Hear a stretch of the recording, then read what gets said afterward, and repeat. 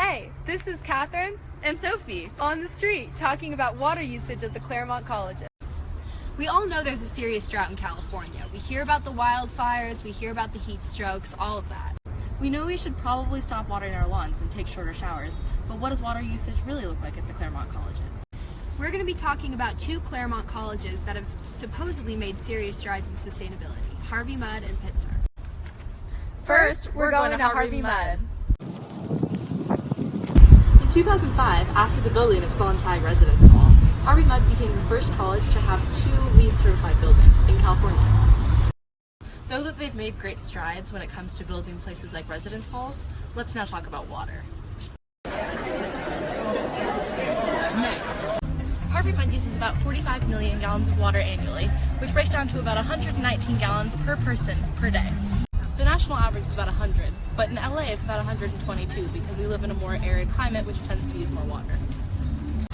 But Claremont's average is a mind-blowing 332 gallons per day.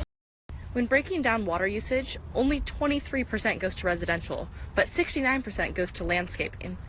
Now let's go find a Mudder to interview. We have Doug and Jess here with us to interview about where most of their water usage comes from. Where do you think most of your water usage comes from between landscaping, dorms, and academic buildings? Well, I think landscaping gives us a lot of sprinklers. I would probably say dorms. Awesome! The correct answer is landscaping. 69% goes to landscape. Now let's go to Pitzer.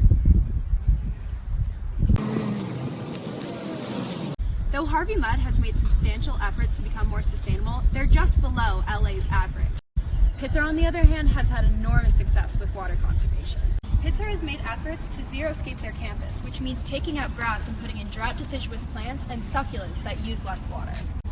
They also put in semi-permeable concrete to refill the aquifers. They also use recycled water, called gray water, from residential halls to water the plants. The result is they only use 8.7 million gallons of water to Harvey Mudd's 45 million. So let's go interview somebody from Pitzer. Woo! So we're here with John from Pitzer to ask about water usage of plants. So do you think the Hesperella funifera or the Philadelphus mexicanus or mock orange tree uses more water? I'm gonna go with that one because it doesn't look native to California, and the other one looks like a succulent or a cactus. So He knows his stuff. So that's it, and we know a little bit more about water usage on these two campuses. We learned that landscaping can be a huge issue when it comes to water usage and can make a difference between tens of millions of gallons of water.